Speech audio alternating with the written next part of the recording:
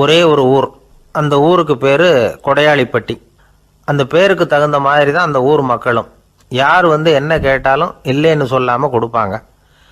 கொடையாளிகள் நிறைந்த ஊர். இனாமா மட்டும் இல்லை, கடனாகவும் பணம் கொடுப்பாங்க. யாருக்காவது அவசரமாக பணம் தேவைப்பட்டதுன்னு வச்சுக்கோங்க, அந்த ஊருக்கு போய் வாங்கிக்கலாம். பத்திரம் தேவையில்லை, சாட்சி தேவையில்லை, ஜாமீன் தேவையில்லை, எந்த உத்தரவாதமும் கேட்காம பணம் கொடுத்துருவாங்க. நம்மளால் ஒருத்தனுக்கு பணம் தேவைப்பட்டது. சொந்த பந்தமெல்லாம் கேட்டு பார்த்தா யாரும் கொடுக்குற வழியாக தெரியல. எல்லாரும் அவங்கவுங்க சௌரியத்தை பார்க்குறவங்க, அடுத்தவங்க சௌரியத்தை பற்றி கவலைப்படாதவங்க. இவன் எல்லாரையும் கேட்டு பார்த்துட்டு சோர்ந்து போய் உக்காந்துட்டான். அந்த நேரம் தான் கொடையாளிப்பட்டியை பற்றி கேள்விப்பட்டான். அப்படி ஒரு ஊர் இருக்கிறது தெரிஞ்சதும் அந்த ஊருக்கு வழி கேட்டுக்கிட்டு ஒரு நாள் புறப்பட்டு போனான். வயல்காட்டு வழியாக போக வேண்டியிருந்தது. மெதுவாக நடந்து ஊர் எல்லைக்கு வந்துட்டான். 2 பக்கமும் விவசாய வேலைகள் மும்முரமாக நடந்துக்கிட்டு இருக்குது. ஏர் உழுதுகிட்டு இருக்கிறாங்க. அப்போ அங்கே ஒரு ஆளை பாம்பு கடிச்சுட்டுது. பக்கத்தில் வேலை செஞ்சுக்கிட்டு இருந்தவங்க ஓடி வந்தாங்க. அவசரமாக செய்ய வேண்டிய முதல் உதவியெல்லாம் செஞ்சு பார்த்தாங்க. பலன் இல்லை. அந்த ஆள் செத்து போட்டான். அவன் செத்து விட்டான்னு தெரிஞ்சதும் அவனை தூக்கி வரப்பு மேலே போட்டுட்டு எல்லாரும் அவங்கவுங்க வேலையை கவனிக்க ஆரம்பிச்சிட்டாங்க. அங்கே ஒரு ஆள் இவனை பார்த்து சொன்னான், ஐயா, நீங்கள் போகிற வழியில் இவன் சொந்தக்காரன், இவனுக்கு சோறு கொண்டுகிட்டு வருவான், இவன் இங்கே செத்துட்டான்னு அவங்ககிட்ட சொல்லிவிடுங்க அப்படின்னா. இவனுக்கு ரொம்ப ஆச்சரியம். என்னடா இது, பாம்பு கடிச்சுட்டுதுன்னதும் பதறி அடிச்சுக்கிட்டு ஓடி வந்தாங்க, செத்துட்டான்னதும் பேசாமல் தூக்கி போட்டுட்டு போயிட்டாங்க அப்படின்னு நினச்சிக்கிட்டே நடந்து போகிறான். எதிரில் சோறு கொண்டுக்கிட்டு ஒரு ஆள் வந்தான். இவன் விவரத்தை சொன்னான். அங்கே அவங்க சொந்தக்காரன் பாம்பு கடிச்சு செத்து போட்டான் அப்படின்னா. அவன் கொஞ்ச நேரம் அமைதியாக நின்னான். அதுக்கப்புறமா அங்கேயே வரப்பில் உட்காந்து கொண்டுகிட்டு வந்த சோத்தை தானே சாப்பிட்டு முடித்தான். பேசாமல் எழுந்திரிச்சு திரும்பி போயிட்டான். கொஞ்சம் கூட பதறல, அழலை. இப்படியும் ஒரு ஊரா அப்படின்னு நினச்சி ஆச்சரியப்பட்டுக்கிட்டே இவன் ஊருக்குள்ளே போனான். ஒரு பெரிய மனுஷனை பார்த்து பணம் கேட்டான். அவரும் இவனோட பேரையும் ஊரையும் மட்டும் விசாரிச்சுக்கிட்டு தேவையான பணத்தை கொடுத்துட்டார். பணத்தை வாங்கிட்ட பிறகு தன்னுடைய மனசை அரிச்சிக்கிட்டு இருந்த அந்த விஷயத்தை பற்றி கேட்டான். ஐயா, வழியில் ஒருத்தன் செத்துட்டான், அவனை அப்படியே தூக்கி வரப்பில் போட்டுட்டு எல்லாரும் வயல்வெளி வேலைகளை பார்த்துக்கிட்டு இருக்கிறாங்களே அப்படின்னா. இதுக்கு அந்த பெரியவர் சொன்னார், ஆமாம், அப்படி தான் செய்வோம். வேலை முடிஞ்சு வீட்டுக்கு திரும்புகிறப்போ அவனை தூக்கிட்டு வந்து அடக்கம் பண்ணிடுவோம் அப்படின்னார். ரொம்ப ஆச்சரியமாக இருக்கே அப்படின்னா. ஏன் உங்கள் ஊரில் யாராவது செத்துட்டா என்ன பண்ணுவீங்க அப்படின்னு கேட்டார். என்ன இப்படி கேட்குறீங்க, எங்கள் ஊரில் எல்லாம் பணத்தை தூக்க விட மாட்டாங்க, ஒப்பாரி வைப்பாங்க, கட்டி புரண்டு அழுது புலம்பி தீர்த்துருவாங்க அப்படின்னா. இவன் பெரியவர் பார்த்தார். அவங்ககிட்ட கொடுத்த பணத்தை லபக்குன்னு பறிச்சுக்கிட்டார். திருப்பி வாங்கிட்டார். இவன் பதறி போய் நிற்கிறான். அவர் சொன்னார், பணத்தையே விட மாட்டேன்னு கட்டுப்பிடிச்சி அழுதா நான் கொடுத்த பணத்தை மட்டும் எப்படி திருப்பி கொடுக்க போகிறேன், போயிட்டு வா அப்படின்னு விரட்டி விட்டாரான். இந்த கதையை நண்பர் ஒருத்தர் சொன்னார். கதை வேடிக்கையாக தெரிஞ்சால் கூட இதில் கருத்து உண்டு. பணம் பிணம் இது ரெண்டையுமே விடுறதுக்கு அவ்வளவு சுலபமாக மனம் வர்றதில்லை. இந்த 2 விஷயங்கள்லேயும் அறிவார்ந்த செயல்பாடு தேவை. ஒரு பேருந்து மரத்தில் மோதி விட்டுது. எல்லாரும் அடிபட்டு முனைகிட்டு கிடக்கிறாங்க. டிரைவர், கண்டக்டர் இவங்களுக்கும் அடி. அவங்களும் ஒரு பக்கம் கிடக்கிறாங்க. ஒரு மூலையில் கிடக்கிற ஒருத்தன் மெதுவாக முக்கி முனகி கண்டக்டர்னு சத்தம் போடுறான். கண்டக்டர் மெதுவாக நகர்ந்து அவங்ககிட்ட போய் என்னன்னு விசாரிக்கிறார். அவன் ரொம்ப சிரமப்பட்டு வாயை திறந்து ஒரு 15 காசு சில்லற பாக்கி அப்படின்னானா. ஒரு பெரிய காடு. அந்த காட்டுக்கு மத்தியில் ஒரு ஆசிரமம். அங்கே ஒரு முனிவர் இருந்தார். பல இடங்கள்லேருந்து வர்ற குழந்தைகளுக்கு அவர் பாடம் சொல்லி கொடுத்துக்கிட்டு இருக்கிறார்.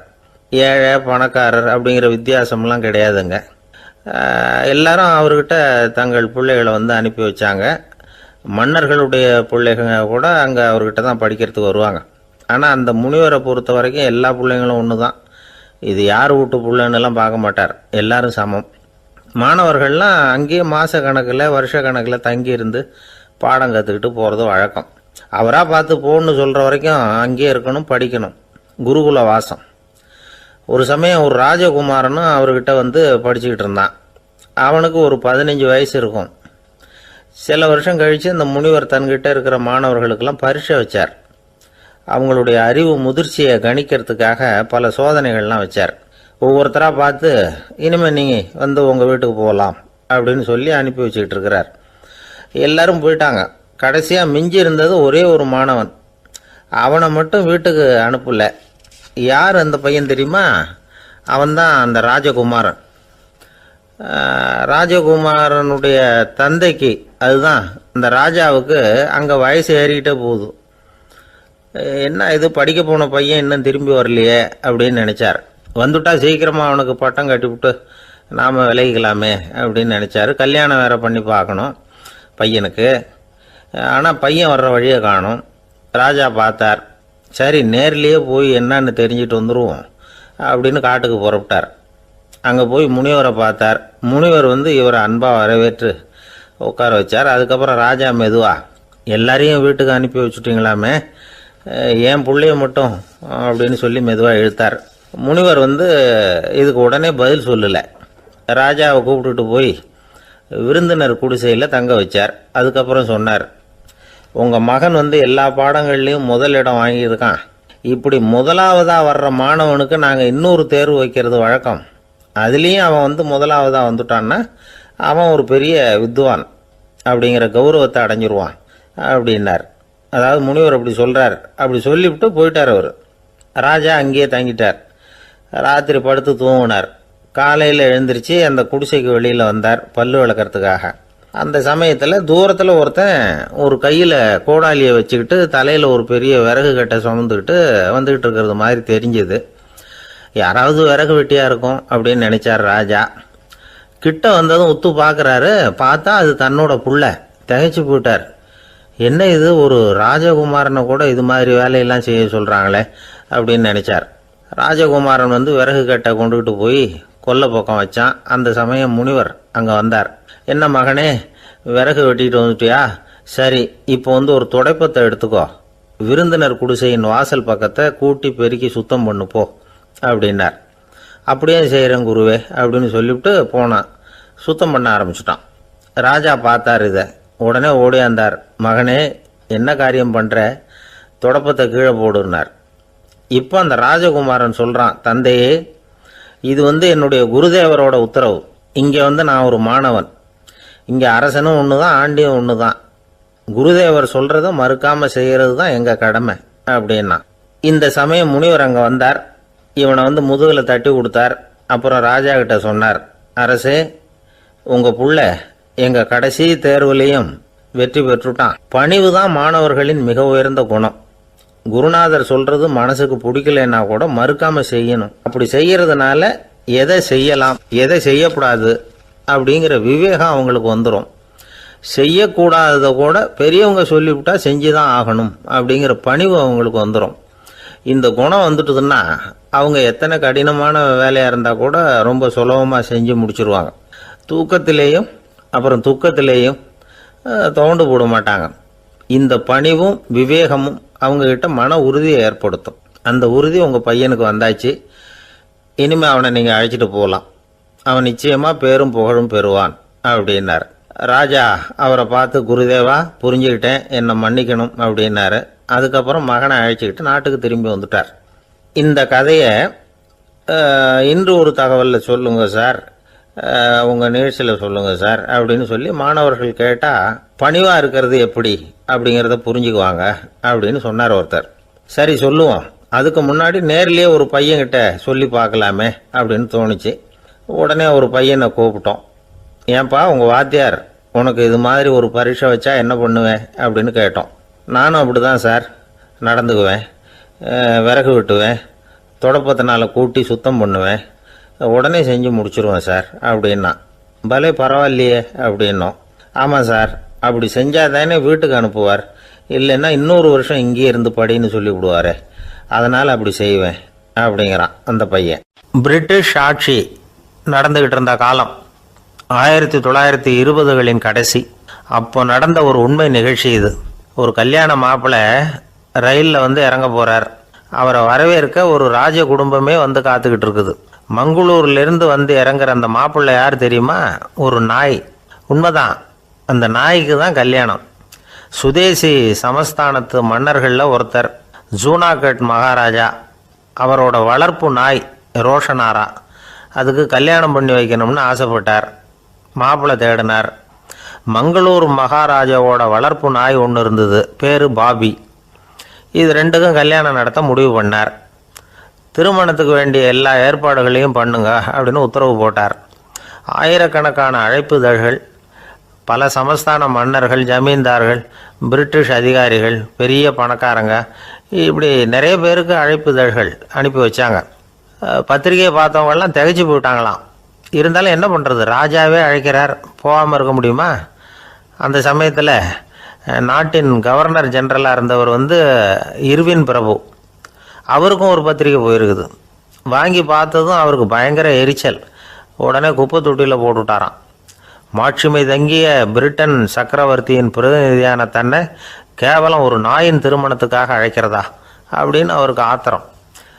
இருந்தாலும் கல்யாணம் பிரமாதமாக நடந்துதான். கல்யாணத்தன்னைக்கு பொண்ணுக்கு ஸ்பெஷல் குளியல், தண்ணீருக்கு பதிலாக வாசனை திரவியங்கள், பன்னீர், குளித்ததுக்கு அப்புறம் அலங்காரம், வைர மாலை, முத்து மாலை, ஏகப்பட்ட அலங்காரம். மாப்பிள்ளையை அழைக்கிறதுக்கு ரயில்வே ஸ்டேஷனில் ராஜ குடும்பமே காத்துக்கிட்டு இருக்குது. அவங்களோட வளர்ப்பு நாய்கள் 250. அத்தனை நாய்களுக்கும் பட்டு துணி போத்தி இருக்குது. முத்து வடங்கள் அணிவிச்சிருக்கிறாங்க. எல்லாம் ராஜ நாய்கள். அதுகளையும் வீதியில் நடக்க விடலையாம். அதுகளை சுமந்துக்கிட்டு போக அலங்கரிக்கப்பட்ட யானைகள் காத்துக்கிட்டு இருக்குதான். மாப்பிள்ளைக்கு வரவேற்பு எப்படி தெரியுமா? அது நடந்து வர்ற பாதை பூரா ரத்தன கம்பளம் விரிச்சிருக்குது. 2 பக்கமும் ராஜாங்க அதிகாரிகள் கைகட்டி நிற்கிறாங்க. அரசு படை வீரர்கள் அணிவகுப்பு மரியாதை செலுத்துகிறாங்க. அந்த நாய் ராஜ மரியாதையோடு நடந்து வருது. நகையெல்லாம் போட்டுக்கிட்டு வருது. திருமண மண்டபத்துக்கு சேருது. அங்கே கல்யாணம் அமோகமாக நடக்குது. இந்த திருமணத்தை முன்னிட்டு அந்த ஜூனாகட் சமஸ்தானத்துக்கு 3 நாள் விடுமுறை வேறு. கல்யாணத்துக்கு வந்திருந்தவங்களுக்கெல்லாம் ஏக தடபுடலாக விருந்து, நாட்டியம் எல்லாம் பிரமாதமாக நடந்து தான். இந்த கல்யாணத்தில் கலந்துக்க வந்திருந்த மற்ற சமஸ்தானத்து மன்னர்கள், தீவான்கள், அரச குடும்பத்தினர், இப்படி அவங்க 700 பேராம். அவங்க போகிறதுக்காக விசேஷ ரயில்கள்லாம் வேற விட்டுருக்காங்க. கல்யாணம் முடிஞ்சதும் அந்த நாய் தம்பதிகளோட பெரிய பெரிய மன்னர்கள்லாம் ஒன்றா உட்காந்து சாப்பிட்டாங்களாம். ஏர் கண்டிஷன் அறையில் அந்த தம்பதிகள் கொஞ்ச காலம் வாழ்ந்துருக்கிறாங்க. கொஞ்ச நாளில் மாப்பிள்ளைக்கு மரியாதை குறைய ஆரம்பிச்சுட்டுது. வெளியில் துரத்தி விட்டாங்களாம். அந்த பெண் நாய் மட்டும் ராஜ போகங்களை அனுபவித்து வந்து தான். இந்த கல்யாணத்தை பார்த்துட்டு தொடர்ந்து மற்ற சமஸ்தானத்து மன்னர்களும் நாய் திருமணங்கள் நடத்த ஆரம்பிச்சுட்டாங்களாம். இது உண்மையில் நடந்திருக்குது. இப்படி அது இருக்கட்டும். இப்போ நம்ம கதைக்கு வருவோம். ஒரு ராஜாவுக்கு ரொம்ப நாள் கழித்து ஒரு குழந்தை பிறந்து தான். அரண்மனை ஜோசியரை கூப்பிட்டுருக்கார் ராஜா. ஜோசியரே, என் மகன் வருங்காலத்தில் சிறந்த வாள் வீரனாக வரணும்னு ஆசைப்படுறேன், வருவானாங்கிறத கொஞ்சம் பார்த்து சொல்லுங்களேன் அப்படின்னாராம். ஜோசியர் சொன்னார், மன்னா, உங்கள் புள்ள வாள் வீரனாக வர்றது கஷ்டம். ஆனால் அவரும் உங்களை மாதிரியே நாய்க்குட்டிகள் பேரில் பிரியமாக இருப்பார். அதுகளுக்கு கல்யாணமும் பண்ணி வைப்பார் அப்படின்னாராம். அது எப்படி கண்டுபிடிச்சிங்க அப்படின்னு கேட்டிருக்கார் ராஜா. அரசே, உங்கள் பிள்ளைக்கு வாள் மேலே உள்ள பிரியத்தை காட்டிலும் நாய் மேலே உள்ள பிரியம் அதிகங்கிறதுக்கான அறிகுறி இப்போவே தெரியுது. நல்லா கவனித்து பாருங்கள். அவர் வாழ்னு கத்துறாரு அப்படின்னாரு. கவனித்து பார்த்துட்டு அப்படி எனக்கு காதில் விழலையே அப்படின்னாராம் மன்னர். அதனால தான் சொன்னேன், அவர் கத்துறது வாழ்னு கத்தலை, வள்ளுன்னு கத்திக்கிட்டு இருக்கார். அதனால தான் அப்படி சொன்னேன் அப்படின்னாராம் அரண்மனை ஜோசியர். உங்கள் பையன் எப்படி சார் இருக்கான் அப்படின்னு விசாரித்தார் ஒருத்தர். அவன் என்ன சார், எதை சொன்னாலும் காதில் வாங்க மாட்டேங்கிறான், அவன் பாட்டுக்கு போகிறான் வர்றான் அப்படின்னு சொல்லி அழுத்துக்கிட்டார் அப்பா. பெரியவங்க சொல்கிறத சின்ன பிள்ளைங்க கேட்கறது இல்லைங்கிறது ஒரு குறை. பெரியவங்க சொல்கிறது சின்ன பிள்ளைங்க காதலையே விழறது இல்லைங்கிறது ஒரு குறை. இது கொஞ்சம் சீரியஸான விஷயம், கவனித்து பார்க்கணும். ஒரு குழந்தைக்கு காது சரியாக கேட்குதா இல்லையா அப்படிங்கிறத நாம் தான் கவனித்து பார்த்து கண்டுபிடிக்கணும்.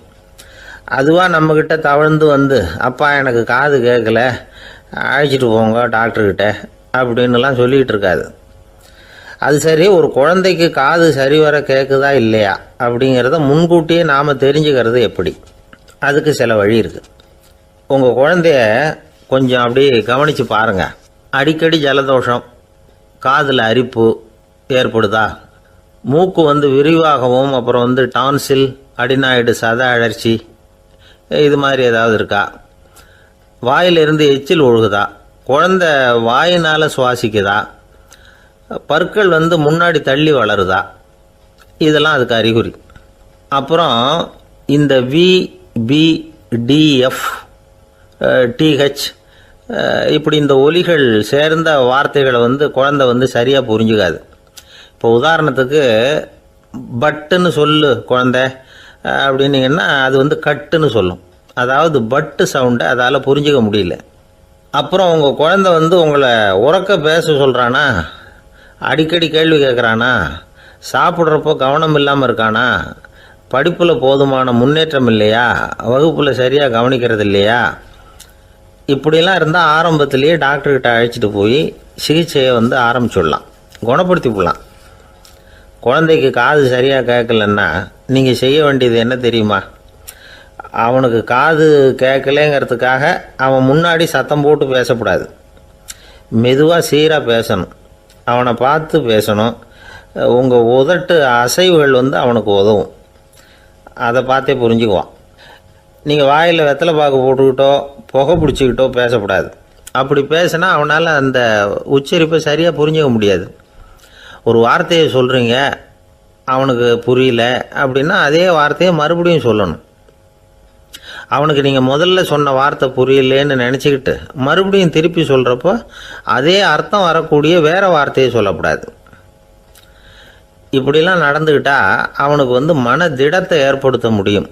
இல்லைன்னா அவனுக்கு வந்து தாழ்வு மனப்பான்மை வந்துடும். குழந்தைக்கு காது கோளாறுன்னா ஆரம்பத்திலேயே டாக்டர்கிட்ட அழைச்சிட்டு போனால் போதும், குணப்படுத்தி விடலாம்.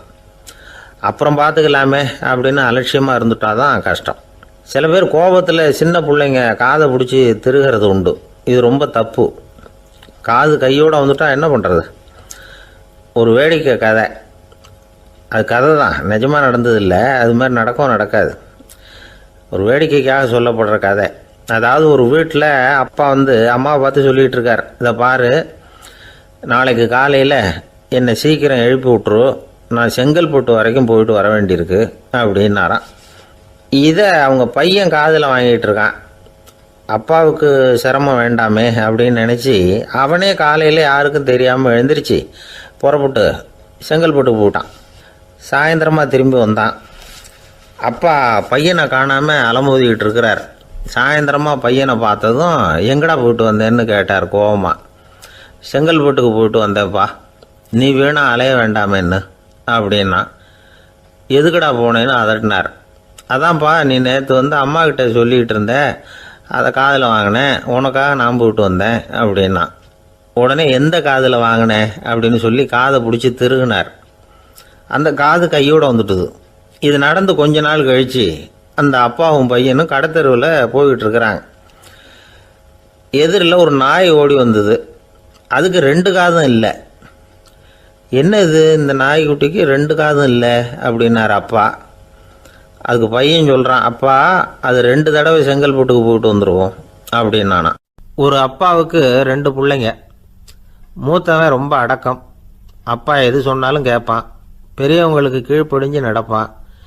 இளையவன் அப்படி இல்லை, தான் நினச்சதை தான் சொல்லுவான் செய்வான். அடுத்தவங்க சொல்கிறத கேட்க மாட்டான், அடங்கி நடக்க மாட்டான். இந்த 2 பேரில் யாரை வந்து உங்களுக்கு பிடிக்கும்? பெரியவனை தான் பிடிக்கும், ஏன்னா அவன் தான் சொல்கிற பேச்சை கேட்குறவன் அப்படின்னு சொல்லுவீங்க. ஆனால் ஒரு ஞானி என்ன சொல்கிறார் தெரியுமா? ஒரு குழந்தை அதன் அறிவுக்காக மதிக்கப்பட வேண்டுமே தவிர அதனுடைய கீழ்ப்படியும் தன்மைக்காக அல்ல அப்படிங்கிறார். நம்ம குழந்தைகளை வந்து சுயமாக சிந்திக்கிறதுக்கு நாம் விடுறதில்ல, மற்றவங்கள பார்த்து காப்பி அடிக்கிறதுக்கு தான் நாம் அவங்களுக்கு கற்றுக் கொடுக்குறோம். புகழ்பெற்ற மனிதர்கள் சிலருடைய பேரை சொல்லி நீயும் அவர் மாதிரி ஆகணும், இவர் மாதிரி ஆகணும் அப்படின்னு சொல்லிகிட்டே இருக்கிறோம். குழந்தைகள் வந்து தங்களுடைய தனித்தன்மையை வளர்த்துக்கிறதுக்கு நாம் தடையாக இருக்கிறோம். ஒரு குழந்தைகிட்ட அனாவசியமாக வந்து நம்பிக்கையை வளர்த்துடக்கூடாது, எந்த கோட்பாட்டையும் திணிக்கக்கூடாது. நாம் ஏற்கனவே அர்த்தமில்லாத கருத்துக்களையும் கொள்கைகளையும் மனசில் போட்டு நிரப்பி வச்சுருக்கிறோம். இந்த உலகத்துக்கு புதுசாக வந்து சேர்ந்திருக்கிற ஒரு குழந்தையின் தூய்மையான மனசில் நம்ம கருத்துக்களை அறிமுகம் செய்ய அல்லது திணிக்கிறதுக்கு நமக்கு எந்த அதிகாரமும் கிடையாது. ஒரு குழந்தைய நீ இந்த மதத்தை சேர்ந்தவன் அப்படின்னு பிறந்ததுமே ஒரு முத்திரை குத்தி விடுறோம். இது அதோட சுதந்திரத்தை ஆரம்பத்திலேயே கிள்ளி எறிகிறது மாதிரி தான். நீங்கள் ஒரு மதத்தின் வழிமுறைகளை கடைப்பிடிச்சிக்கிட்டு வர்றீங்க, அந்த வழியில் போய்கிட்டு இருக்கிறீங்க, சரி, அதனால் போகிறீங்க. அதுக்காக உங்கள் குழந்தையையும் அதே வழியில் தான் வரணும் அப்படின்னு கட்டாயப்படுத்துறதுக்கு உங்களுக்கு என்ன உரிமை இருக்குது? அந்த குழந்தை சுயமாக சிந்திச்சு ஒரு முடிவுக்கு வரட்டுமே, அதுக்கு நீங்கள் ஏன் தடையாக இருக்கிறீங்க? நமக்கு உண்மையிலேயே நம்ம குழந்தை மேலே அன்பு இருந்தால் இது மாதிரி திணிப்பு வேலைகளை செய்யக்கூடாது. திணிப்பு வேலைகளிலிருந்து குழந்தைகளை காப்பாற்றினா போதும். அதுதான் ரொம்ப முக்கியம். அடுத்த தலைமுறை அற்புதமான தலைமுறையாக உருவாகும். நாம் தான் சாதி மத சங்கடங்களில் மாட்டிக்கிட்டு தவிக்கிறோம். அவங்களாவது சாதி மத வேறுபாடு இல்லாத சமுதாயத்தை பார்க்கட்டுமே, அந்த சௌகரியங்களை அனுபவிக்கட்டுமே. அதுக்கு நாம் என்ன செய்யணும்னா ஒன்றும் செய்யாமல் இருந்தால் போதும். ஒரு குழந்தைகிட்ட நம்ம கருத்தை திணிக்கும் பொழுது என்ன ஆகுது தெரியுமா? அது அவனை அவங்ககிட்ட இருந்தே அப்புறப்படுத்தி விடுது. அவனுடைய தனித்தன்மையை அழிச்சுடுது. அவனை ஒரு எல்லைக்குள்ளே திணிச்சுடுது. இதெல்லாம் அன்புங்கிற பேரால் பெற்றோர்கள் செய்கிற தப்பு. இதெல்லாம் கேட்டுக்கிட்டு இந்த காலத்தில் அப்பா ஒருத்தர் சொன்னார், நான் கருத்துக்களை எல்லாம் என் பையன்கிட்ட திணிக்கிறது இல்லைங்க, ஆனால் அதிகமாக சாப்பிட சொல்லி கட்டாயப்படுத்துவேன் அப்படின்னார். உங்கள் வீட்டு சமையல் அவ்வளோ நல்லா இருக்குமான்னு கேட்டாங்க. நல்லா இருந்தால் நான் ஏன் அவனை சாப்பிட சொல்லி கட்டாயப்படுத்த போகிறேன் அப்படின்னார். ஒரு ஊரில் ஒரு மன்னன் இருந்தான், கொடுங்கோல் மன்னன். நிறைய தொந்தரவு பண்ணிக்கிட்டு இருந்தான். அவன் ஒரு தடவை என்ன பண்ணான் தெரியுமா? ஒரு தப்பும் பண்ணாத ஒரு இளைஞனை பிடிச்சி ஜெயிலில் அடைச்சுட்டான். அந்த பையனோட சொந்தக்காரங்கள்லாம் ராஜா கிட்ட போனாங்க. அவன் ஒரு தவறும் பண்ணலை, அவனை விடுதலை பண்ணுங்க அப்படின்னு கெஞ்சி கேட்டுக்கிட்டாங்க. மன்னன் யோசனை பண்ணான். அந்த இளைஞனை கூப்பிட்டுக்கிட்டு வர சொன்னான். அவனை கொண்டாந்து ராஜா முன்னாடி நிறுத்தினாங்க. இதை பாருப்பா, உன்னை நான் விடுதலை பண்ணுவேன், ஆனால் ஒரு கண்டிஷன். அந்த நிபந்தனையை நீ நிறைவேற்றினா உனக்கு விடுதலை அப்படின்னா மன்னன். சரின்னு ஒத்துக்கிட்டான் பையன். மன்னன் கண்டிஷன் என்னங்கிறத சொன்னான். உங்ககிட்ட ஒரு செம்மறி ஆட்டை கொடுக்க போகிறேன். 1 மாதத்துக்கு அதுக்கு தேவையான தீனியையும் கொடுக்க போகிறேன். 1 மாதம் கழித்து அந்த ஆட்டை எடை போட்டு பார்ப்பேன். அந்த ஆட்டின் எடை கொஞ்சம் கூட கூடி இருக்கக்கூடாது. எடை கூடி இருந்தால் உனக்கு விடுதலை கிடையாது. என்ன சொல்கிற அப்படின்னா. பையனுக்கு ஒன்றும் புரியல, பயமாக போட்டுது. குழம்பிக்கிட்டே நின்றுக்கிட்டு இருக்கிறான். சரி, ஒரு நாள் டைம் தரேன், நல்லா யோசனை பண்ணி பார்த்துட்டு நாளைக்கு உன் முடிவை சொல்லு அப்படின்னா மன்னன். பையன் கவலையோடு வெளியில் வந்தான். அங்கே ஒரு பெரியவர் நின்றுக்கிட்டு இருந்தார். அவர்கிட்ட விஷயத்தை சொன்னான். அந்த பெரியவர் இந்த பையனுக்கு காதோட காதாக ஒரு வழியை சொல்லி கொடுத்தார். அதை கேட்டதும் பையன் மறுபடியும் மன்னன் முன்னாடி நின்னா, உங்கள் நிபந்தனையை ஏற்றுக்கிறேன்னு சொன்னான். மன்னன் ஒரு ஆட்டுக்குட்டியையும் அதுக்கு 1 மாதத்துக்கு தேவைப்படுற தீவனத்தையும் கொடுக்கும்படியாக உத்தரவு போட்டான். கொடுத்தாங்க, ஓடிட்டு போயிட்டான். 1 மாதம் தினமும் தவறாமல் அந்த தீவனத்தை ஆட்டுக்குட்டிக்கு போட்டுக்கிட்டு இருக்கிறான். 1 மாதம் கழித்து அந்த ஆட்டை அரண்மனைக்கு ஓட்டிகிட்டு போனான். மன்னன் அதை எடை போட்டு பார்க்குறான். எடை கூடவே இல்லை, அப்படியே தான் இருக்குது. உடனே போட்ட நிபந்தனைப்படி அந்த இளைஞனை விடுதலை பண்ணிவிட்டான். சரி, ஆட்டுக்கு எடை கூடாமல் இருக்கிறதுக்கு அந்த பெரியவர் சொல்லி கொடுத்த யோசனை என்ன அப்படின்னா, அது வேற ஒன்றும் இல்லை.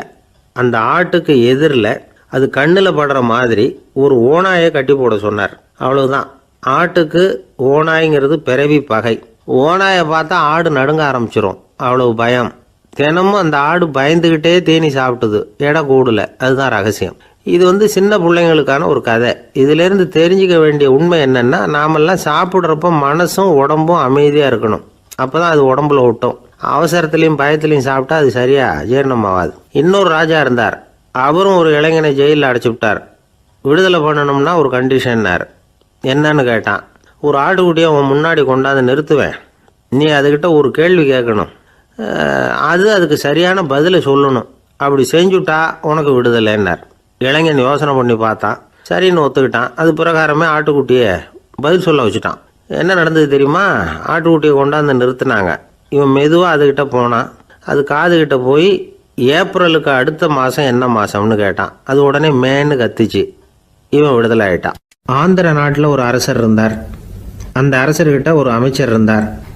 அந்த அமைச்சர் பேர் ராயண பாஸ்கர். அவர் ஒரு பெரிய அறிவாளி. அது மட்டும் இல்லை, மிகச்சிறந்த கொடையாளி. யார் எது கேட்டாலும் இல்லைன்னு சொல்ல மாட்டாராம். அதன் காரணமாகவே அவர்கிட்ட இருந்த செல்வம் நாளுக்கு நாள் குறைஞ்சிக்கிட்டே வந்துட்டு தான். கடைசியில் குடும்பத்துக்குன்னு எதுவும் வைக்காமலே அவர் போய் சேர்ந்துட்டார். மகனும் இறந்துட்டார். அந்த குடும்பத்தில் மிஞ்சி இருந்தது அவருடைய மருமகள், ஒரு பேரன், அவ்வளவுதான். இருந்த ஒரே சொத்து பழுதடைஞ்ச ஒரு வீடு.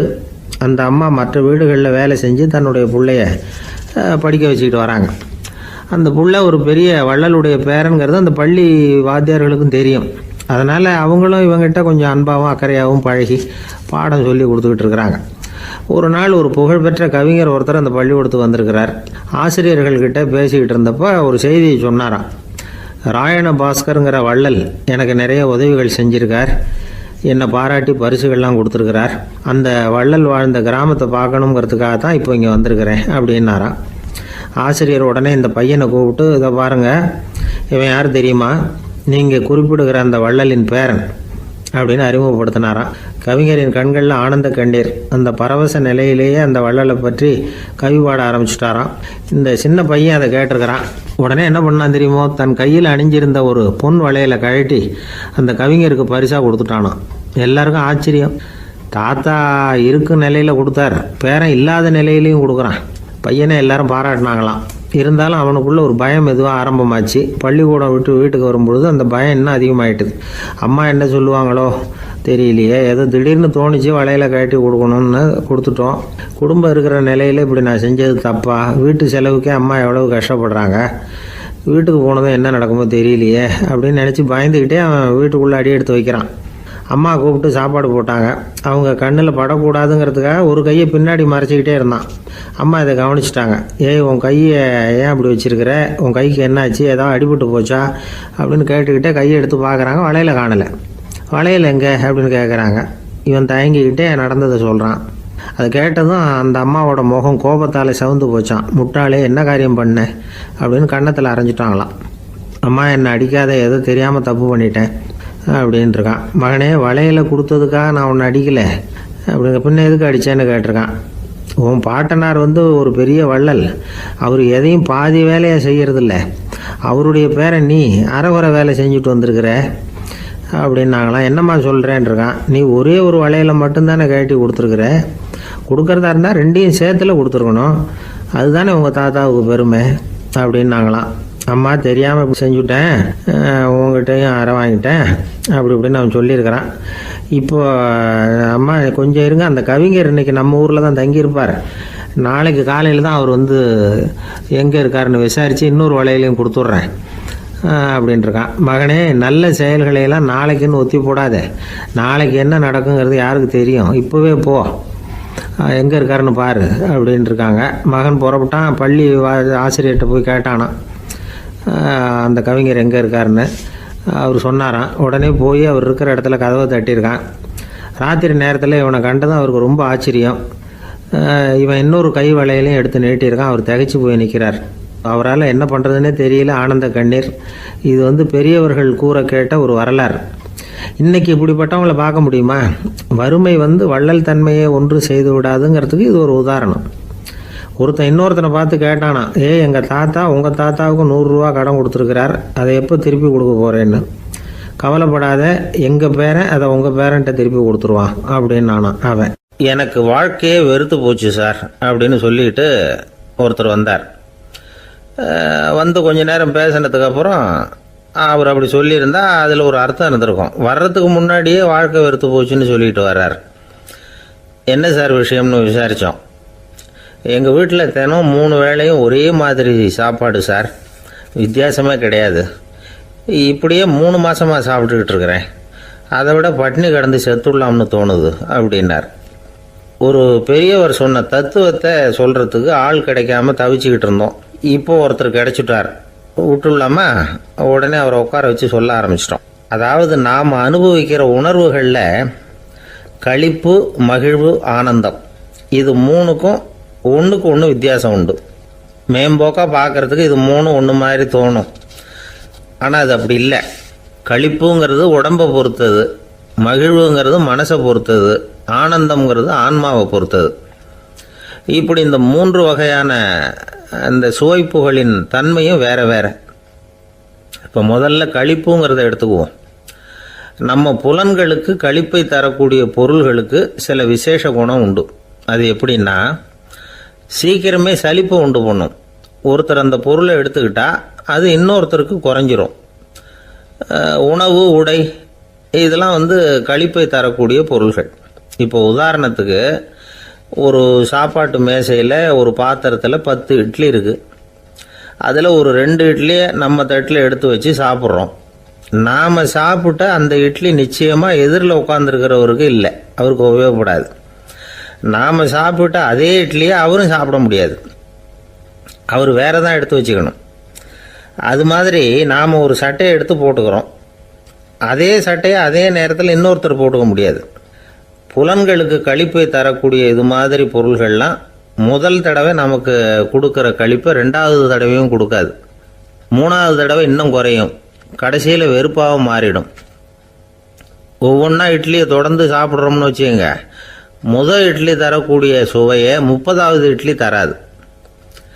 முதல் தடவை புது சட்டையை போட்டுக்கிறப்போ நமக்கு இருக்கிற களிப்பு அதே சட்டையை 100வது தடவையாக போட்டுக்கிறோம்னு வைங்க, அப்போ இருக்குமா? இருக்காது. இதுதான் களிப்பு.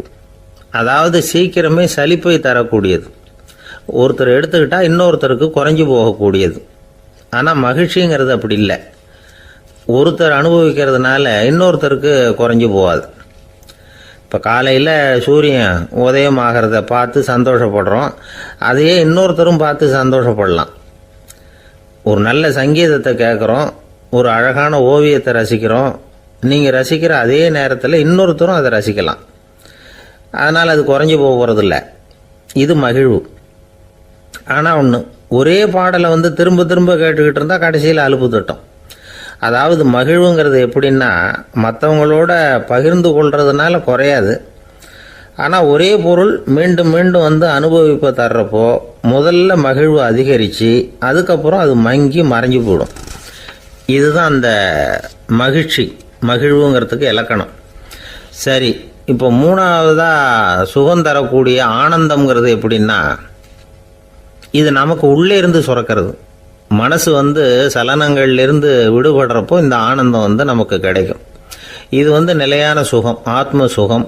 களிப்பிலிருந்து மகிழ்வுக்கும் மகிழ்விலிருந்து ஆனந்தத்துக்கும் செல்றது தான் மனிதன் நடத்த வேண்டிய முக்கியமான பயணம். இவ்வளவு விஷயத்தையும் கேட்டுட்டு இந்த காலத்து பையன் ஒருத்தன் வந்தான். சார், இப்போ நீங்கள் ஒரு சாப்பாட்டு மேசையில் ஒரு 10 இட்லி வைக்கிறீங்க, என்ன உட்கார வைங்க, எதிரில் இன்னொருத்தனை உட்கார வைங்க. நான் களிப்பு மகிழ்வுலாம் தாண்டி நேரடியாக ஆனந்தத்துக்கு பயணம் பண்ணி காட்டுறேன் அப்படின்னா. ஒன்றும் புரியல அவன் சொன்னது. அது எப்படி, என்ன பண்ணுவ நீ அப்படின்னு சொல்லி கேட்டோம் ஆச்சரியமா. 2 இட்லி சாப்பிட்டா தானே சார் களிப்பு, நான் 10 இட்லியும் மொத்தமாக சாப்பிட்ருவேன், அடுத்தவனுக்கு எதுவும் கிடைக்காது, அவனுக்கு கிடைக்காதபடி நாமே சாப்பிட்டுடுறோம்ல, அதுதானே நமக்கு ஆனந்தம் அப்படின்னு அதுக்கு ஒரு விளக்கம் சொல்கிறான். துஷ்டரை கண்டால் தூர விலகு, இப்படி ஒரு பழமொழி உண்டு. எதுக்காக இப்படி சொல்லி வச்சாங்க? துஷ்டன் ஏதாவது தொந்தரவு கொடுப்பான், அதனால் அவனை கண்டா பயந்துக்கிட்டு ஓடி ஒளிஞ்சிக்கோ அப்படின்னா இதுக்கு அர்த்தம் அப்படி இல்லை. ஒரு துஷ்டன் கிட்ட நெருங்கி போகிறோம்னு வச்சுக்கோங்க, அவன் நமக்கு கெடுதலான ஆலோசனைகள் எதையும் சொல்லலாம், அல்லது அவன் தீய உணர்வுகள் உள்ளவனா இருக்கலாம், அல்லது தீய செயல்கள் செய்யக்கூடியவனா இருக்கலாம், அல்லது தீய நட்புனால அவன் ஏற்கனவே கெட்டு போனவனா கூட இருக்கலாம். இப்படிப்பட்டவனை நெருங்கி போனால் அவனோட பாதிப்பு நமக்கும் வந்துடும். அதனால் விலகி போ அப்படின்னு சொல்கிறாங்க. இதையே கொஞ்சம் விவரமாக இப்போ பார்ப்போமே. இப்போ இந்த துஷ்டர்களை 4 வகையாக பிரிக்கிறாங்க. இந்த 4 வகைக்கும் உதாரணம் வேணும்னா வேற எங்கேயும் போக வேண்டியதில்லை, மகாபாரதத்தை பார்த்தாவே போதும். அதில் இந்த 4 வகையான தீயோரும் வர்றாங்க. முதல் வகைக்கு உதாரணம் சகுனி. இவன் மனசில் எப்பவும் தீய எண்ணங்கள் தான் நிறைஞ்சிருக்கும். கனவுல கூட தீய ஆலோசனைகள். யாராவது ஒருத்தர் நல்லபடியாக வாழ்ந்தா அதை இவனால் சகிச்சிக்க முடியாது. இப்படிப்பட்டவனோட நெருங்கிய தொடர்பு துரியோதனனுக்கு கிடைச்சிது. துரியோதனன் எப்படின்னா, அவன் ஏற்கனவே தீய காரியங்கள் செய்யறதுக்கு தயங்காதவன். அப்படிப்பட்டவனுக்கு தீய போதனைகள் செய்யறதுக்கு சகுனி உதவுனா. இந்த 2 பேரோட சகவாசம் இன்னொருத்தனுக்கு கிடைச்சது. அவன் யாருன்னா துச்சாதனன். அவன் தீய நடத்தை உள்ளவன். இந்த 3 பேரும் ஒன்று சேர்ந்தா என்னத்துக்கு ஆகும்? உலகமே கெட்டுப்போடும்ல. இந்த 3 துஷ்டர்களோட நல்லவன் ஒருத்தன் சேர்ந்தான். அவன் தான் கர்ணன். கர்ணன் இயல்பாகவே உத்தம குணம் உள்ளவன். அவன் நல்லவங்களோட சேராமல் இப்படிப்பட்ட கெட்டவங்க கிட்ட நட்பு வச்சுக்கிட்டான். அதனால் அவனும் தீய செயல்களில் ஈடுபடுறது மாதிரி ஆயிடுது. துரியோதனனுடைய நண்பனா அவனுடைய ஆதரவில் வளர்ந்ததுனால அவனுக்கு துணையாக இருக்க வேண்டியிருக்குது அப்படின்னா. நட்பு உரிமையினால் உதவி புரிய வேண்டியது சரிதான், அது தப்புன்னு சொல்ல முடியாது. இருந்தாலும் தீய செயல்களுக்கு உதவி செய்கிறது சரியில்லை. புத்தி பலம் புஜ பலம் எல்லாம் இருந்தால் கூட தெய்வ பலம் இல்லைன்னா ஜெயிக்க முடியாது. கர்ணன் மகா வீரன். இருந்தாலும் கடைசியில் அவன் கதி என்னாச்சு? அவங்ககிட்ட எல்லா நல்ல குணங்களும் இருந்தது, இருந்தாலும் ஏன் இப்படி ஆச்சு? தீயவர்களுடைய சேர்க்கை தான் காரணம். அவங்களோட சேர்ந்ததுனால இவனையும் அப்படியே நினைக்க ஆரம்பிச்சுட்டாங்கல்ல. 4 வகை துஷ்டர்களில் இவனும் ஒரு வகை. அப்படின்னு சொல்ல ஆரம்பிச்சிட்டாங்க.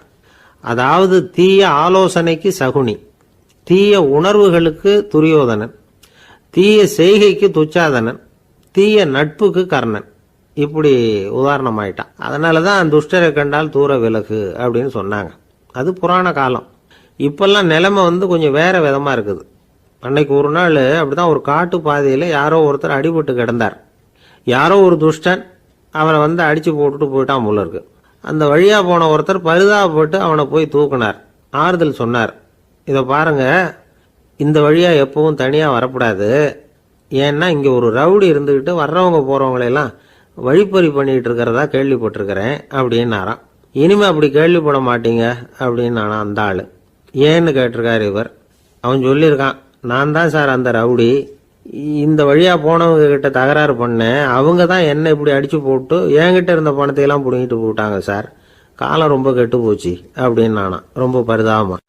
ஒரு மனுஷனை பார்த்து என்கிட்ட வாலாட்டாதே அப்படின்னு சொன்னா அவன் நம்மகிட்ட ஏதோ வம்புக்கு வர்றான்னு அர்த்தம். ஒரு நாயை பார்த்து யாரும் என்கிட்ட வாலாட்டாதே அப்படின்னு சொல்றது இல்லை. ஏன்னா நாய் வாலாட்டுனா அது நம்மகிட்ட தன்னுடைய நன்றியை தெரிவிக்கிறதாக நினச்சிக்கிட்டு இருக்கிறோம்.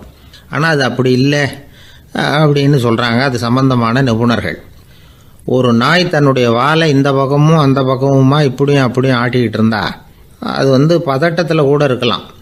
நாய் நட்பாக இருந்தாலும் வாலாட்டும், ஆத்திரத்தில் இருந்தாலும் வாலாட்டும், கோபத்தில் இருந்தாலும் வாலாட்டும், குழப்பத்தில் இருந்தாலும் வாலாட்டும், மகிழ்ச்சியாக இருந்தால் கூட அது வாலாட்டும். அதை நாம் தப்பாக புரிஞ்சுக்கிட்டு அதுகிட்ட போய் மாட்டிக்கக்கூடாது. நாயை பற்றி எனக்கு நல்லா தெரியும் அப்படின்னு சொல்கிறவங்க கூட அதுகிட்ட கடி வாங்கிட்டு நிற்கிறது உண்டு. நிபுணர்கள் என்ன சொல்கிறாங்க தெரியுமா? எப்போவுமே நாய்கள் திடீர்னு கடிச்சு விடுறதில்ல. கடிக்கிறதுக்கு முன்னாடி சில அறிகுறிகளை காட்டும். அதை சரியாக புரிஞ்சுக்கிட்டோம்னா தப்பிச்சுக்கலாம். ஒரு வீட்டுக்கு போகிறீங்க, அங்கே புதுசாக ஒரு நாயை பார்க்குறீங்க, உடனே அதுகிட்ட போய் குனிஞ்சு சிரிச்சுக்கிட்டே அது தலையில் தட்டுறீங்க. இது ரொம்ப தப்பான். ஒரு நாய் இன்னொரு நாயை நேருக்கு நேர் பார்த்து பல்ல காட்டுனா அது தன்னுடைய தன்முனைப்பை காட்டுதுன்னு அர்த்தமா. உன்னை விட நான் பெரியவன் அப்படின்னு சொல்லுதுன்னு அர்த்தம். அதனால் நீங்கள் அது மாதிரி கிட்ட போய் சிரிக்கிறோம் அப்படின்னு நினச்சிக்கிட்டு பல்ல காட்டினா உங்களையும் எதிரியாக நினச்சிரும். இன்னொரு விஷயம் என்னென்னா, தலையில் தட்டுனா நாய்க்கு பிடிக்காது. அது தன்னை அடக்கிறதாகவும் அச்சுறுத்துறதாகவும் நினச்சிக்கிட்டு இருக்கும். சரி, அப்படின்னா புதுசாக ஒரு இடத்துல அல்லது வீட்டில் நாய்க்குட்டியை பார்த்தா என்ன பண்ணுறது? நீங்கள் சும்மா இருங்க, அதுவாக கிட்ட வரட்டும். அதுக்கப்புறம் அதுக்கிட்ட கனிவாக பேசுங்க. கன்னம், மார்பு, தோல் இங்கெல்லாம் தட்டலாம், தப்பு இல்லையா? தலையில் தான் தட்டப்படாதான். ஒரு நாய் உங்களை நோக்கி ஓடி வருது, நீங்களும் ஓடுனா அது துரத்த ஆரம்பிச்சிடும். அசையாமல் சில மாதிரி நின்றுடுங்க, அது கிட்ட வராது. அதுக்கு ஆர்வம் இல்லாமல் போயிடும். ஒரு தெருவில் சின்ன பிள்ளைங்க நிறைய பேர் விளையாடிக்கிட்டு இருக்கிறாங்க. அப்போ சில நாய்கள் அங்கே ஓடி வருது. எல்லாரும் ஓடினாங்க. அப்படி ஓடுறப்போ ஒரு பையன் கால் தடிக்க கீழே விழுந்துட்டான். என்னாச்சு தெரியுமா? துரத்திட்டு வந்த நாய்கள்லாம் கீழே விழுந்தவனை ஒன்றும் செய்யலை, அவன்கிட்டே போகல. ஓடிக்கிட்டு இருந்தாங்கல்ல பசங்க, அவங்கள துரத்திக்கிட்டு அவங்க பின்னாடி ஓடிச்சான். அதுதான் நாய்களுடைய சுபாவம். ஒரு நாய் நம்மளை நேருக்கு நேர் முறைச்சி பார்க்குதுன்னு வச்சுங்க, நாமளும் அதை முறைச்சி பார்க்கக்கூடாது. நாம் வேறு பக்கம் எங்கேயாவது பார்க்க ஆரம்பிச்சிடணும். ஒரு நாய் கோபமாக இருந்ததுன்னா அதோட வால் உறுதியாக நேராக நிற்கும். ஒரு நாய் பணிந்து போனால் அல்லது பயந்து போனால் அது தன்னோட வாலை காலுக்கு நடுவில் வச்சுக்கும். ஒரு நாய் நம்மளை பார்த்து பயந்து நிற்கிதுன்னு வச்சுங்க, அதனால் நமக்கு ஆபத்து இல்லைன்னு நினச்சிடக்கூடாது. உங்களை பார்த்துட்டு ஒரு நாய் ஒடுங்குச்சுன்னா நீங்கள் விலகி போயிடணும் அப்படின்னு அது நினைக்குது. நிறைய பேர் பயந்து போன நாயால் கடிபடுறாங்க. இவன் நம்மளை விட பெரிய ஆள், மாட்டிக்கிட்டோம், வேற வழி இல்லை அப்படிங்கிற நினப்பில் தான் நாய் கடிக்க ஆரம்பிக்குதான். இதே மாதிரி சங்கிலியால் கட்டி போடப்பட்டிருக்கிற நாயும் ஆபத்தானது தான். தொடர்ந்து கட்டி போட்டிருந்தா காலப்போக்கில் அது ஒரு மாதிரி ஆகிடும். நாய் குழந்தைகளை கடிக்காது அப்படின்னு சில பேர் சொல்லுவாங்க. அதுவும் ஒரு தவறான நம்பிக்கை. அதனால் சின்ன குழந்தைகளை தனியாக நாயோட விளையாட விடக்கூடாது. ஆகக்கூடி நாயை பற்றி நிறைய விஷயம் புரிஞ்சுக்க வேண்டியிருக்குது. ஒருத்தர் தன்னுடைய நண்பர் வீட்டுக்கு போயிருந்தார். அவசியம் எங்கள் வீட்டில் சாப்பிட்டுட்டு தான் போகணும் அப்படின்னு ரொம்ப அன்பாக சொல்லிவிட்டார். அதை மீற முடியல இவரால். சரின்னு உட்காந்துட்டார். சாப்பாடு போட்டாங்க, சாப்பிட ஆரம்பித்தார். அவங்க வீட்டில் கட்டி போட்டிருந்த நாய்க்குட்டி இவர் சாப்பிட்றத முறைச்சி பார்த்துது. ஏன் இப்படி என்ன இது முறைச்சி பார்க்குது உங்கள் வீட்டு நாய்க்குட்டி அப்படின்னு இவர் கேட்டார். அப்போ அவங்க சொன்னாங்களாம், அதுகிட்ட ஒரு கெட்ட பழக்கம்ங்க, தன்னோட தட்டில் யார் சாப்பிட்டாலும் அது அப்படி தான் முறைச்சி பார்க்கும் அப்படின்னாரா அவர். இன்றைக்கு பல பேர் உயில் எழுதி வைக்கிறாங்கல்ல. இந்த உயில்னா என்ன? அதாவது ஒரு நபர் தனக்கு பின்னாடி தன்னுடைய சொத்துக்கள் யாருக்கு போய் சேரணும்னு நினைக்கிறாரோ அந்த நினைப்பை சட்டப்படி உறுதிப்படுத்துறது தான் உயில். சரி, உயிலை யார் எழுதலாம்? 18 வயசு பூர்த்தியான யாரும் உயில் மூலமாக சொத்துக்களை விநியோகிக்கலாம். கண் பார்வை இல்லாதவங்க, காது கேளாதவங்க, வாய் பேச முடியாதவங்க, இவங்கெல்லாம் கூட உயில் எழுதி வைக்கலாம். புத்தி சுவாதீனம் இல்லாதவங்க கூட சில சமயம் புத்தி தெளிவாக இருந்தால் உயில் எழுதலாமா. குடிபோதையில் இருக்கிறவங்க, தாங்கள் என்ன செய்கிறோங்கிறது தெளிவாக அறிய முடியாதவங்க, நோய் நொடியில் இருக்கிறவங்க, இவங்கெல்லாம் உயில் எழுத முடியாது. ஒருத்தரை நிர்பந்தப்படுத்தி ஏமாற்றி அல்லது சுய நினைவில்லாத ஒருத்தர்கிட்ட எழுதி வாங்கி வைக்கிற உயில் செல்லாது. உயிலை இந்த முறையில் தான், இந்த படிவத்தில் தான் எழுதணும்னு சட்டத்தில் விதி எதுவும் கிடையாது. இதுக்கு முத்திரை கட்டணமும் கிடையாது. உயிலை வெற்று காகிதத்தில் எழுதலாம். அச்சு அடிக்கணும், டைப் அடிக்கணுங்கிற அவசியம் கூட இல்லை. கையாலேயே கூட எழுதலாம். எழுதி இருக்கிறது புரியணும், அவ்வளவுதான். குறைந்தபட்சம் 2 சாட்சிகளை வச்சுக்கிட்டு உயில் எழுதுகிறவர் அதில் கையெழுத்து போடணும். கையெழுத்து போட தெரியாதுன்னா இடது கை பெருவிரல் ரேகை வைக்கலாம். உயில் சாசனத்துக்கு சாட்சிகள் கையெழுத்து இல்லைன்னாலும் அது செல்லாது. அப்புறம் ப்ரிவிலேஜ்டு வில் அப்படின்னு இருக்கு. அதுக்கு மட்டும் சாட்சிகள் தேவையில்லை. அது என்னென்னா, இந்த விமானப்படை, கப்பல் படை அல்லது யுத்தத்தில் பணிபுரியும் நபர்கள் அவங்கெல்லாம் இருக்கிறாங்க இல்லையா, அப்படிப்பட்டவங்க எழுதுகிற உயில் அது. அதுக்கு சில விசேஷ சலுகைகள் உண்டு. ஒருத்தர் முதல்ல ஒரு உயில் எழுதி வைக்கிறார், அதுக்கப்புறம் மனசு மாறி போகுது, அது வேணாம்னு நினைக்கிறார், ரத்து செஞ்சுடலாம். அதுக்கப்புறம் வேற உயிலும் எழுதலாம். உயிரோடு இருக்கிற வரைக்கும் எத்தனை தடவை வேணும்னாலும் உயில் எழுதலாம். கடைசியாக எழுதப்பட்ட உயில் சட்டப்படி சரியாக இருந்தால் அதுதான் அமலுக்கு வரும். சரி, எழுதுகிற உயிலை ரகசியமாக வச்சுருக்கிறது எப்படி? இது ஒரு கேள்வி.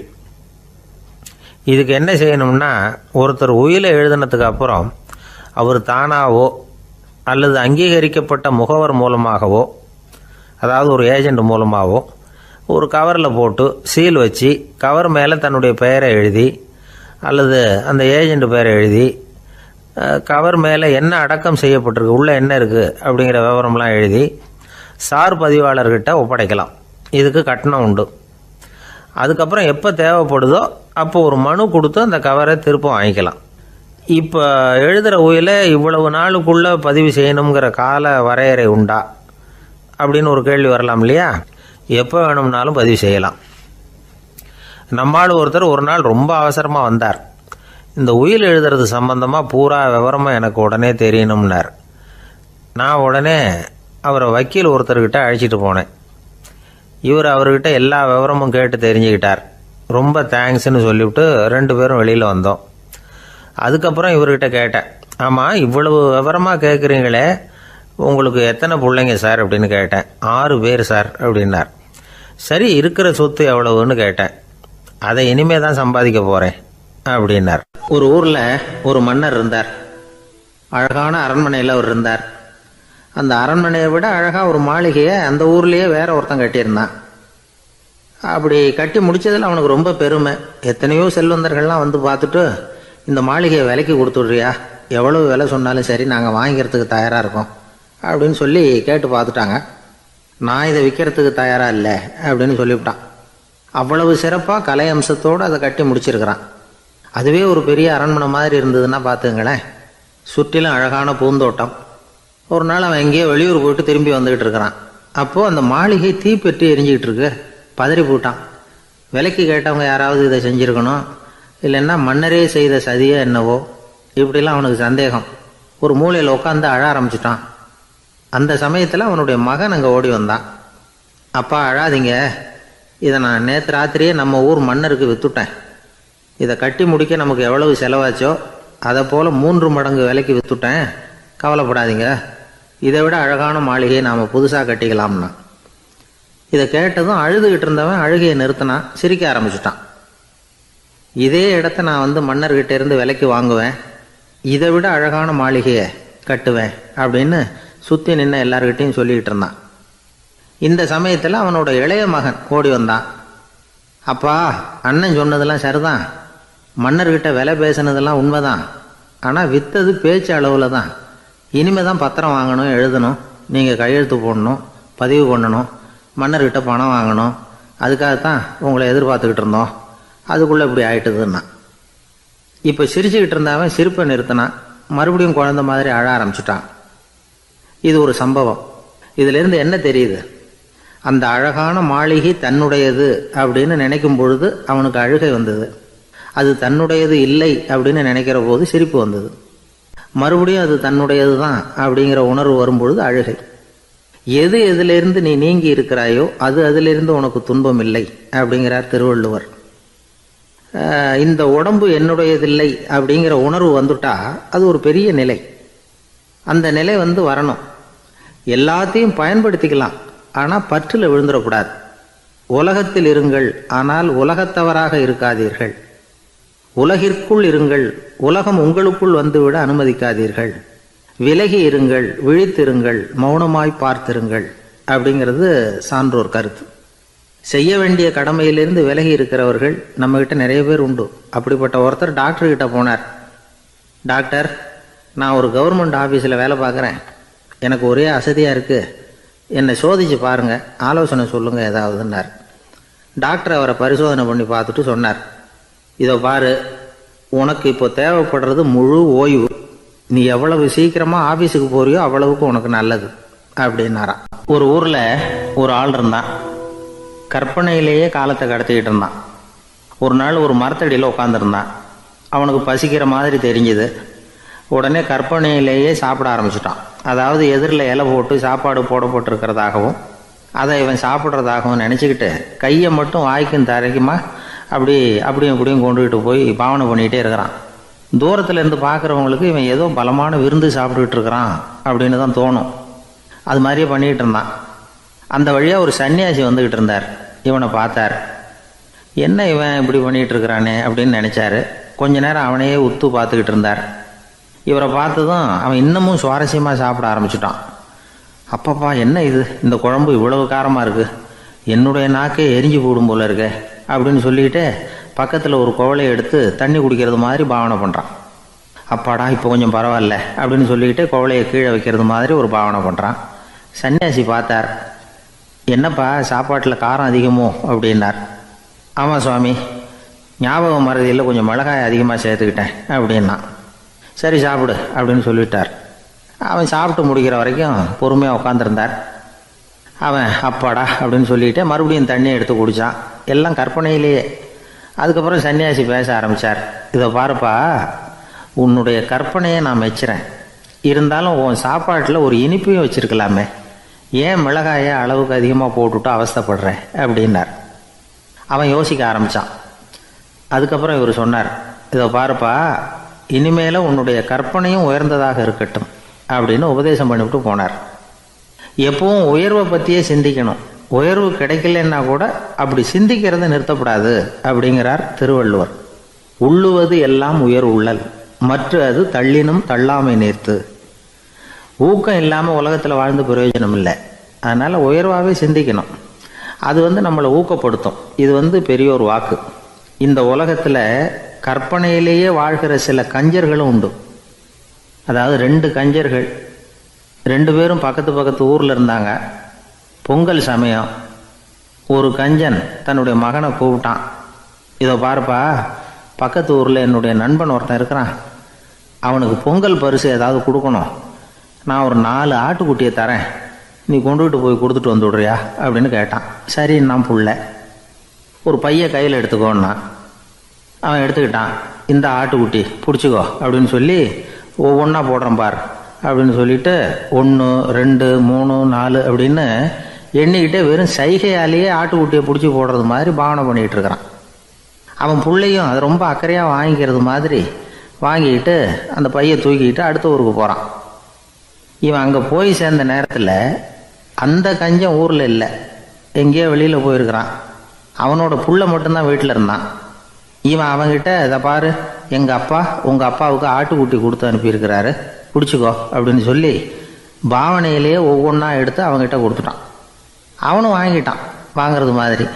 அப்புறம் சொன்னான், சரிப்பா, நானும் பதிலுக்கு ஏதாவது ஒன்றுகிட்ட கொடுக்கணும் இல்லையா, அதனால் அந்த பைய பிடி, ஒரு 10 எலுமிச்சம்பழம் தரேன், பதிலுக்கு அதை நீ எடுத்துகிட்டு போ அப்படின்னு சொல்லி கையாலேயே ஒவ்வொன்றா எடுத்து போடுறது மாதிரி பாவனை பண்ணிவிட்டான்.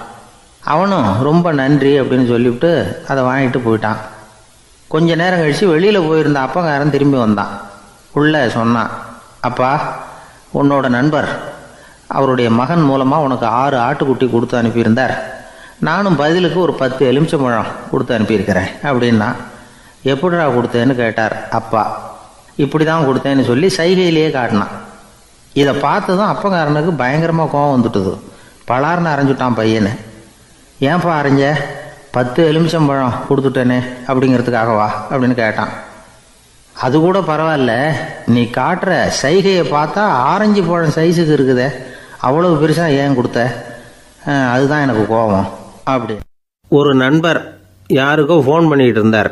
அவர் பேசி முடித்ததும் நான் அவரை பார்த்து, இப்போ ஃபோன் பண்ணிங்களே, அந்த ஃபோன் நம்பர் என்ன அப்படின்னு கேட்டேன். அவர் தலையை சொரிஞ்சுக்கிட்டார், ஞாபகம் வரலன்னார். சரி சார், அதை விடுங்க, உங்கள் மனைவி பேர் என்ன அப்படின்னு கேட்டேன். மாலதின்னார். என்ன சார் இது வேடிக்கை, கொஞ்ச நேரத்துக்கு முன்னாடி பேசின ஃபோன் நம்பர் மறந்து போச்சு, எப்போவோ கல்யாணம் பண்ணிக்கிட்ட மனைவி பேர் மறக்கலை, அதை கரெக்டாக சொல்லிவிட்டீங்களே அப்படின்னு கேட்டேன். அவர் என்ன ஒரு மாதிரியாக பார்த்தார். அவர் அப்படி என்னை பார்த்ததில் ஒன்றும் தப்பு இல்லை, ஏன்னா நாம் எல்லாருமே அப்படித்தானே, ஒரு குறிப்பிட்ட காரியத்துக்காக தொலைபேசியில் ஒருத்தட்ட பேசுகிறோம், அதுக்கப்புறம் அந்த எண் நமக்கு அனாவசியம், அதனால் மறந்துடுறோம். இதுக்கு பேர் தான் தற்காலிக ஞாபகம். ஆனால் மனைவி பேரை மறந்துட முடியுமா? முடியாது. அது அவசியமான ஒன்று. அடிக்கடி அந்த பேரை உபயோகப்படுத்துகிறோம், அதனாலேயும் அது முக்கியங்கிறதுனாலேயும் அதை மறக்கறதில்ல. இதுக்கு பேர் நிரந்தர ஞாபகம். சரி, இந்த தற்காலிக ஞாபகம், நிரந்தர ஞாபகம், இது 2 ஞாபக அளவுகளையும் கட்டுப்படுத்துறது எது அப்படின்னா மூளைக்குள்ளே நடக்கிற மின்சார நடவடிக்கைகள் தான். தற்காலிக ஞாபகம் ஒரு மின்னல் மாதிரி தோன்றி மறையுது. நிரந்தர ஞாபகம் ஒரு படிவம் போல் மூளையில் படிஞ்சுடுது. ஒரு சம்பவத்தின் பல பிரதிகள் மூளையில் பல்வேறு பகுதிகளிலேயும் படிகிறதுனால ஒன்று மறைஞ்சாலும் மறந்தாலும் இன்னொன்று மறையறதில்ல. இப்படிப்பட்ட நிலைமையில தான் இந்த தொண்டையில் இருக்கு, வாயில் வரமாட்டேங்குது சார் அப்படிமா. ஒருத்தருக்கு எந்த துறையில் ஆர்வமும் ஈடுபாடும் அதிகமோ அது சம்பந்தமான ஞாபக சக்தி அதிகமாக இருக்கும். தொழிலை விரும்புகிற ஒரு டெலிஃபோன் ஆப்ரேட்டருக்கு எண்கள்லாம் நல்ல ஞாபகம் இருக்கும். அது மாதிரி கவிஞர்களுக்கு வார்த்தைகள் நல்ல ஞாபகத்தில் இருக்கும். இது ஒரு பக்கம் இருந்தாலும் ஒரு மூளை எண்களை விட எழுத்துக்களை விட படங்களை ரொம்ப சுலபமாக ஞாபகத்தில் வச்சுக்குது. புரிஞ்சுக்கிற தன்மை, அனுபவம், புத்தி கூர்மை இது கூடி குறையிறத பொறுத்து ஞாபக சக்தியும் ஏறும் இறங்கும். இப்போ உதாரணத்துக்கு ஒரு பையனுக்கு படித்தது எதுவும் ஞாபகத்தில் இல்லைன்னா அவன் அதை சரியாக புரிஞ்சுக்கலைன்னு அர்த்தம். இந்த மறதிங்கிறது எந்த சமயத்தில் ஒரு பிரச்சனை ஆகுது தெரியுமா? உங்களுக்கு வேண்டியப்பட்ட ஒருத்தரை ஞாயிற்றுக்கிழமை சாயந்தரம் சரியாக 5 மணிக்கு கடற்கரைக்கு வர சொல்லிவிட்டு அந்த நேரத்தை மறந்துவிட்டா அது பரவாயில்ல, வர சொன்னதையே மறந்துவிட்டா தான் நிலைமை மோசம்னு அர்த்தம்.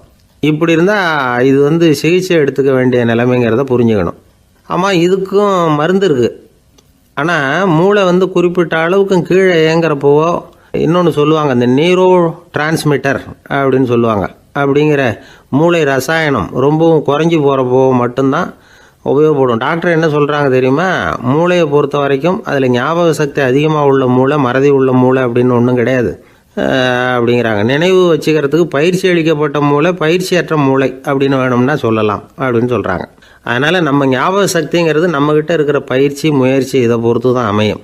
ஒருத்தர் ஒரு பென்சிலை எங்கேயோ வச்சுக்கிட்டு தேடிக்கிட்டு இருந்தார். அப்புறம் என்னமோ தீவிரமாக யோசனை பண்ணி அதை ஞாபகப்படுத்தி பார்த்துக்கிட்டு இருந்தாராம். எதிரில் உட்காந்துருந்தவர் சொன்னார், பென்சிலை தானே தேடிக்கிட்டு இருக்கீங்க, அது உங்கள் வலது காதில் இருக்குது சார் அப்படின்னாராம் அவர். இதுக்கு அவர் சொல்லியிருக்காரு, பென்சிலை வலது காதில் தான் வச்சுருக்கேங்கிறது எனக்கு நல்லா ஞாபகம் இருக்குது, ஆனால் எது வலது காதுங்கிறது தான் மறந்து போச்சு அப்படின்னாராம். அவர் அதை தான் யோசிச்சுட்டு இருந்திருக்கிறார். எனக்கு ஒரு உதவி செய்யணும் அப்படின்னு நம்மளை பார்த்து ஒருத்தர் கேட்குறாருன்னு வச்சுங்களேன், உடனே நாம் அவரை பார்த்து என்ன உதவின்னு கேட்போம். இதுதான் சராசரி மனிதர்களின் இயல்பு. ஆனால் ஒருத்தர் எனக்கு ஒரு உதவி செய்யணும் அப்படின்னு கேட்ட உடனே என்ன உதவின்னு கூட கேட்காம சரி செய்கிறேன் அப்படின்னு ஒத்துக்கிறது இருக்கு பாருங்கள், அது கொஞ்சம் அபூர்வம். அந்த காலத்தில் ஒருத்தர் இருந்தார்.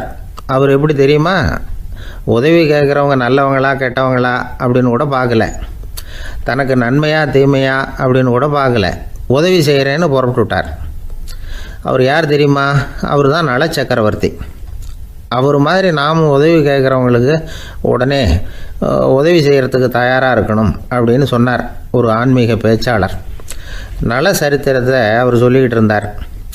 இந்திரன், அக்னி, வருணன், யமன் இவங்க 4 பேரும் நலனை பார்த்து, எங்களுக்கு நீ உதவி செய்யணும், எங்களுக்காக நீ தூது போகணும் அப்படின்னு கேட்குறாங்க. யாருக்கிட்ட தூது போகணும், என்ன காரியத்துக்காக போகணும் அப்படின்னு கேட்கணும்ல. நலன் அப்படி கேட்கவே இல்லை. உடனே சரின்னு ஒத்துக்கிறான். அதுக்கப்புறம் அவங்க விவரம் சொல்கிறாங்க, என்ன உதவி, யாருக்கிட்ட தூது போகணும் அப்படிங்கிற விவரத்தை சொல்கிறாங்க.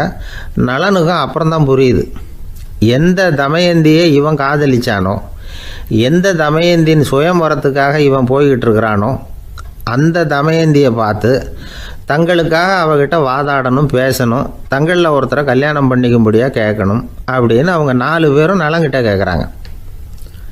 இதை கேட்டதும் நலன் கொஞ்சம் கூட முகம் சுளிக்கலை, பதட்டப்படலை. நேராக தமயந்தி கிட்ட போகிறான். இந்திரன், அக்னி, வருணன், யமன் இவங்களோட சிறப்புகளை எடுத்து சொல்கிறான். இவங்களில் ஒருத்தரை கல்யாணம் பண்ணிக்கலாம் அப்படின்னு சொல்லி கேட்டுக்கிறான். ஆனால் இதுக்கு தமயந்தி சம்மதிக்கலை. சுயம்பரம் நடக்குது, அவள் நலனை தேர்ந்தெடுக்கிறாள். அந்த 4 பேரும் நலனுக்கு நிறைய வரங்கள்லாம் கொடுக்குறாங்க. அதுக்கப்புறம் இப்படி போகுது கதை. இதில் நாம் கவனிக்க வேண்டியது என்னென்னா, உதவின்னு கேட்ட உடனே என்ன உதவின்னு கேட்காம சரி செய்கிறேன்னு சொன்னான் பாருங்கள், அதை கொஞ்சம் சிந்திக்கணும். செய்கிறேன்னு ஒத்துக்கிட்டதுக்கு அப்புறம் அது என்ன உதவின்னு தெரிஞ்சும் முகம் சுளிக்காமல் அதை செஞ்சான் பாருங்கள், அதையும் கொஞ்சம் சிந்திக்கணும். நம்மால் ஒரு